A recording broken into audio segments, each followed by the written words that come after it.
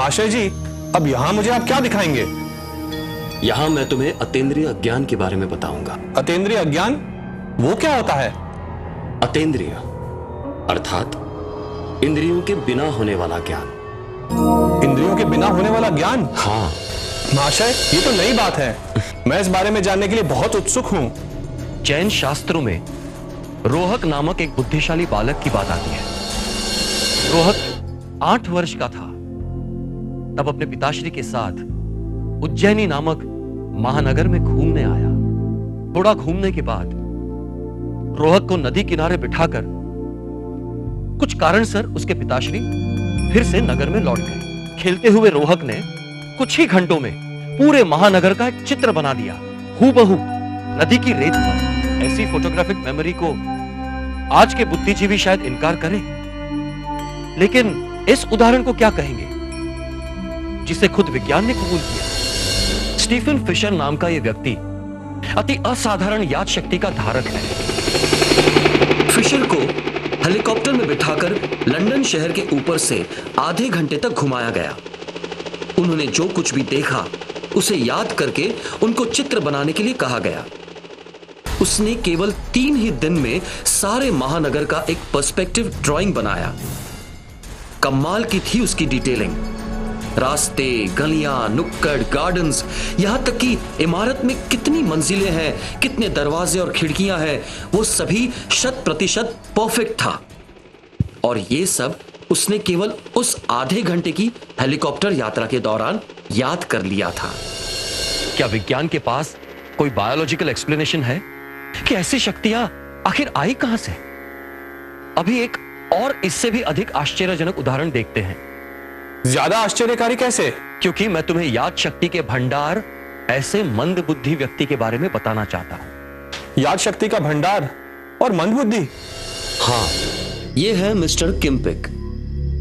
किम्पिक देखने में तो मंदबुद्धि प्रतीत होते हैं, मगर ये जो कुछ भी पढ़ते हैं वो उन्हें अक्षरशः याद रह जाता है। जैसे कि तमाम अमेरिकन शहरों के नाम, उसके हाईवेज के नाम और नंबर, जिप कोड, किसी भी देश का इतिहास, उस देश के हर राज्य के सत्ताधीश के नाम, किसी भी अमेरिकन प्रेसिडेंट का जन्मदिन और उसके परिवार की जानकारी, बाइबल का कोई भी अंश। ऐसी तो बहुत सारी बातें उसे बिल्कुल सचोटता से याद है। ऐसी याद शक्ति क्यों और कैसे, इसका विज्ञान के पास कोई जवाब है? शायद इसमें विज्ञान कहेगा कि इन दोनों आदमियों के मेमोरी सेल एक्स्ट्रा पावरफुल है। यह उत्तर अर्ध सत्य है, क्योंकि ये मेमोरी सेल पावरफुल है, इसके पीछे कौन से बायोकेमिकल्स काम कर रहे हैं, इसका स्पष्टीकरण विज्ञान नहीं बता रहा है। तो भी मैं एक और उदाहरण देता हूं, जिससे बिना पढ़े लिखे केवल याद ही नहीं रखा गया, एक पूरी शाखा का ज्ञान प्राप्त किया गया है। यह बच्चा केवल 3 वर्ष की उम्र का है। इतनी कम उम्र में भी वो बिना सीखे किसी उस्ताद की तरह पियानो बजाता है। वो जब पब्लिक परफॉर्मेंस देता है तो अपनी प्रतिभा से सबको मंत्रमुग्ध कर देता है। नेचुरल गिफ्ट के रूप में यह संगीत कला इस बच्चे में बाहर से नहीं आई, ये प्रत्यक्ष है। तो ये कहां से आई, इसका कोई समाधान है? महाशय जी, आपकी बात तो बड़ी तर्कपूर्ण है। तो भी म्यूजिक तो वैसे सुगम कला है, क्या कॉम्प्लेक्स फैकल्टी का ज्ञान ऐसे आ सकता है? जरूर से। अब ये रूडिगर गैम को ही देख लो। जब इन रूडिगर गम को कोई भी अंक देकर गुणा, भाग या अन्य कैलकुलेशंस करने को कहो तो ये बिना कंप्यूटर या कैलकुलेटर को छुए बिजली की गति से जवाब देते हैं, और वो भी डेसिमल पॉइंट्स के बाद वाले 100 अंकों तक का उत्तर बिना पढ़े लिखे। अब मैं तुम्हें ऐसी ही अद्वितीय ज्ञान शक्ति के बारे में बताता हूं, जो पढ़ लिख कर भी प्राप्त नहीं होता। आज तक विज्ञान ने ऐसा कोई कोर्स नहीं ढूंढा जिसमें दूर बैठे किसी व्यक्ति के फीलिंग्स को हम यहां बैठकर अनुभव कर सके। लेकिन ऐसी अनुभूति मौजूद है। अब देखो ये दोनों जुड़वा भाई। उनकी माता का कहना है कि जब ये बहुत छोटे थे तब एक बार एक बच्चे का सिर तकिए पर उल्टा पड़ा था, जिससे उसकी सांस रुक रही थी। उनकी माता को इसका बिल्कुल पता नहीं था, मगर टेलीपैथी के कारण दूसरे जुड़वा भाई को अपने भाई की परिस्थिति के बारे में पता चला और वो घबराकर रोने लगा। इससे माता को पहला बालक खतरे में है, यह खबर हो गई। Very interesting. ये तो वायरलेस कम्युनिकेशन हो गया। नॉट ओनली वायरलेस, यहां तो मीडियम भी नहीं है। हाँ, मगर साइंस ये कह सकता है जेनेटिक सिमिलैरिटी की वजह से ये सब पॉसिबल है। जेनेटिक सिमिलैरिटीज के कारण दोनों भाइयों की प्रकृति, स्वास्थ्य, फीलिंग्स, प्रतिभाव ये एक हो सकती है, मगर बिना माध्यम के एक की फीलिंग्स की असर दूसरे पर कैसे होती है, इसका तो कोई जवाब ही नहीं है।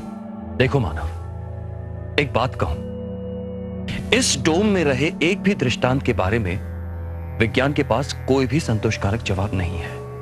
इस बात को न्यूट्रली सोचने की जरूरत है। इंद्रियों से ही ज्ञान प्राप्त होता है, यह भ्रम तो तभी टूटेगा जब अतीन्द्रिय ज्ञान को ठीक से समझ पाएंगे। आओ अतीन्द्रिय का एक और उदाहरण देखें। इस ग्रीन टर्टल को देखो। वो रेत में ही पैदा होते हैं, तो भी जन्म होते ही तुरंत समुद्र की ओर दौड़ पड़ते हैं। अब उसने न कभी समुद्र देखा है, न उसे दिशा का कुछ पता है, न ही किसी ने उसे तैरना सिखाया है। तो ये सब वो कैसे करता है? ये बात तो गहराई से सोचने जैसी है, लेकिन ये शायद आनुवांशिक क्रिया भी हो सकती है। महाशय, कोई ऐसा एग्जाम्पल बताइए जिसमें घटित स्फुरना आनुवांशिक ना हो। यह तो लगभग सभी जानते हैं कि पाई की वैल्यू 3.14 है, लेकिन यह बहुत कम लोगों को पता है कि वास्तव में 0.14 के बाद भी एग्जैक्ट वैल्यू 22,500 अंकों तक लंबी कही जा सकती है, जिसका जवाब बिना कंप्यूटर के या बिना कैलकुलेटर के कहना बहुत मुश्किल है। आश्चर्य यह है कि जब यही सवाल डैनियल टेम्टे को पूछा गया था, तो उन्होंने अपनी अंतःस्फुरना के द्वारा इस 0.14 के बाद आने वाले 22,500 अंक बिल्कुल सही बता दिए, वो भी बिना कैलकुलेटर के। करीब 5.25 घंटे चला था ये सेशन। अंतःस्फुरना का ये उदाहरण तो बेजोड़ था, लेकिन क्या भविष्य का निश्चय हो सके, ऐसा अतीन्द्रिय ज्ञान संभव है? अच्छा, चलो मैं तुम्हें भविष्य का एक निश्चयात्मक ज्ञान बताता हूं। ये मादा टर्टल कोरी रेती में सचोट प्लानिंग के साथ एक निश्चित समय पर अंडे देने जाती है, ताकि जब उसके अंडों में से बच्चे निकलने का समय हो, तभी उसी जगह निश्चित बारिश हो। और उसका अनुमान इतना सही होता है कि जब उसके बच्चे अंडे में से बाहर निकलने को तैयार होते हैं, उसी वक्त बराबर बारिश होती है और बच्चे पानी के साथ बहकर आसानी से नदी में आ जाते हैं। महाशय जी, फ्यूचर का ये एग्जाम्पल तो बड़ा सचोट था। ऐसा कोई दूसरा एग्जाम्पल है आपके पास? मैं तुम्हें जैसे जैसे आगे ले जा रहा हूं, तुम्हारी जिज्ञासा और भी अधिक बढ़ती जा रही है। आओ मैं तुम्हें एक और अद्भुत एग्जाम्पल देता हूं। यह है भारत के हजारों मील दूर बसने वाले साइबेरिया के क्रेन पक्षी, जो भारत के नल सरोवर इत्यादि कुदरती स्थलों पर शीत ऋतु के निश्चित समय पर पहुंच जाते हैं। 8,000 मील का मुश्किलों से भरे बर्फीले दुर्गम विस्तार का यह प्रवास जल्दी या देर होने पर जानलेवा हो सकता है। इसीलिए वे 8 महीने पहले से ही भारत में आने वाली ऋतु का सही अनुमान लगाकर साइबेरिया से यात्रा शुरू करते हैं। जहां आधुनिक विज्ञान के विराट यंत्रों से सुसज्ज हवामान शास्त्री भी निष्फल हुए हैं, वहां ऐसे परफेक्ट वेदर फोरकास्टिंग के लिए क्या उत्तर हो सकता है? ये तो कमाल की बात है। अरे मानव, ऐसे तो अतीन्द्रिय ज्ञान के कई कमाल देखने बाकी है। ये देखो, इनका नाम है टॉमी मैकाइल। बाथरूम में गिर जाने की वजह से इन्हें ब्रेन हैमरेज हो गया था।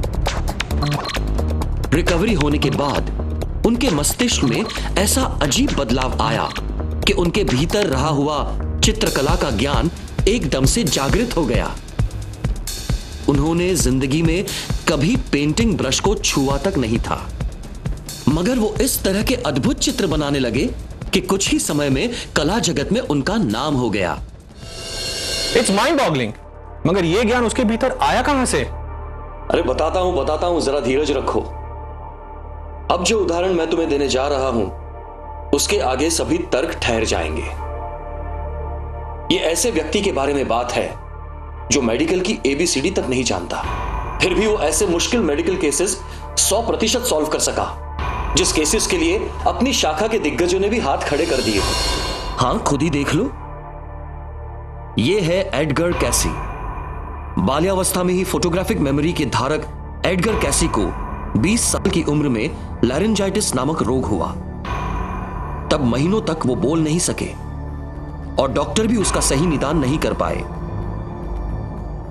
एक बार किसी के कहने पर उन्होंने अंतिम उपाय के स्वरूप में सेल्फ इंड्यूस्ड हिप्नोटिज्म का उपयोग किया, जिसमें उन्होंने पहले अपने मन को शांत किया और स्पेशलिस्ट के पूछने पर उन्होंने उस अवस्था में यह बताया कि उनके गले में क्या तकलीफ है। उस अवस्था में अपने शरीर के सभी अवयव एक्सरे की तरह देख सकते हो, इस तरह उन्होंने उनकी स्वर पेटी पर कहां सूजन है और उस रोग की दवा क्या है यह बता दिया, और उस प्रकार के निदान द्वारा वो फिर से बोलने लगे। उन्होंने लगभग 40 वर्षों में 14,320 विविध केसेस का सचोटतापूर्वक निदान किया था। उनकी पत्नी को टीबी होने पर जब सभी डॉक्टरों ने लाइलाज कहकर जवाब दे दिया, तब डीप ट्रांस में जाकर एडगर कैसी ने उसका उपाय जानकर उसका उपचार किया, जिससे उनकी पत्नी का स्वास्थ्य सुधर गया। ऐसे कई निदानों के कारण एडगर कैसी की ख्याति एक चिकित्सक के रूप में प्रसरित हुई। अमेरिका के नामांकित वर्तमान पत्र न्यूयॉर्क टाइम्स में डॉक्टरों ने उनकी प्रशंसा करते हुए कहा कि मेडिकल का ज्ञान न होते हुए भी वो किसी प्रोफेसर की तरह ट्रांस में सभी मेडिकल टर्मिनोलॉजी का उपयोग करते हैं। इस तरह ये मिस्टर एडगर कैसी, जहां मेडिकल एक्सपर्ट्स भी मात खा जाते थे, वहां सचोटतापूर्वक मरीजों का दर्द दूर करने में सफल हुए थे। यह सब जानकारी भी उनके भीतर से ही आती थी।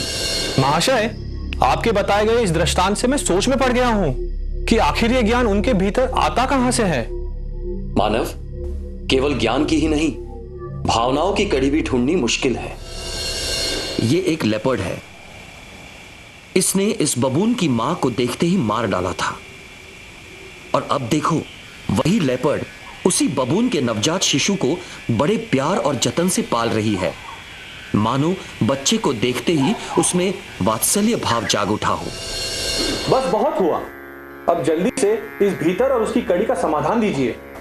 हम सभी का अस्तित्व केवल जन्म से लेकर मृत्यु तक नहीं, उसके पहले और उसके बाद भी है। उसका प्रिसाइज एग्जाम्पल देखो।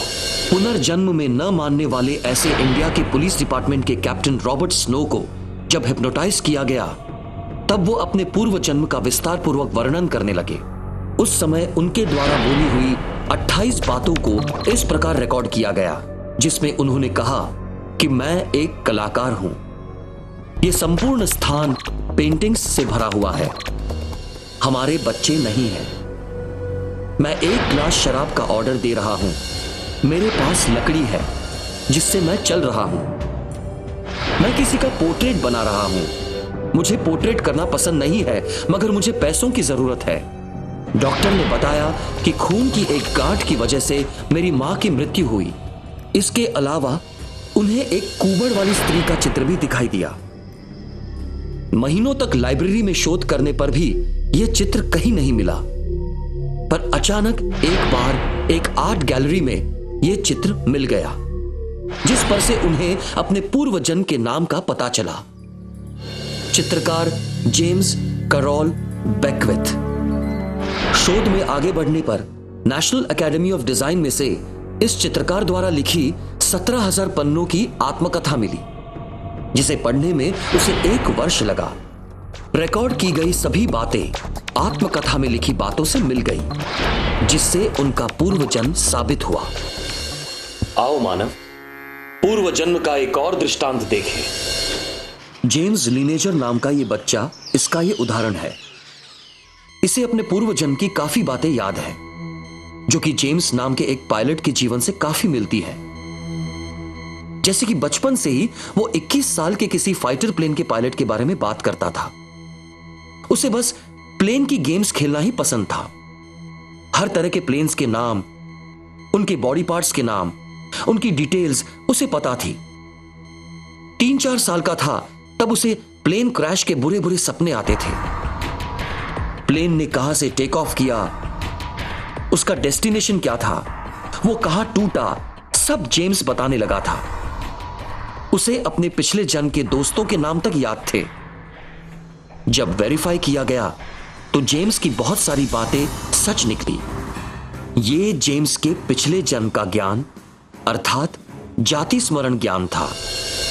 महाशय जी, अब मुझे स्पष्ट रूप से समझ में आ गया कि सारा ज्ञान सजीव मात्र के भीतर है, जो जन्म से पहले भी था और मृत्यु के बाद भी रहेगा। अब एक ही प्रश्न है कि इसका स्रोत क्या है? निष्कर्ष ये है कि हड्डी, मांस, लहू और चमड़ी से बने इस शरीर में एक ऐसी एक्स्ट्रा एजेंसी है जो सारे ज्ञान का स्रोत है। सारे धर्मशास्त्रों में उसे आत्मा कहा गया है। इनकी शक्तियां ही है जो अलग अलग सजीव ऑर्गन्स में विविध स्वरूप धारण करके प्रकाशित होती है और जन्म जन्म इसी आत्मा का परिभ्रमण जारी रहता है। महाशय, आज मैं धन्य हो गया। मुझ में भी आत्मा है और जिसका अस्तित्व सनातन शाश्वत है। हां मानव, तुम सही समझे और इसका उत्थान ही जीवन ध्येय होना चाहिए।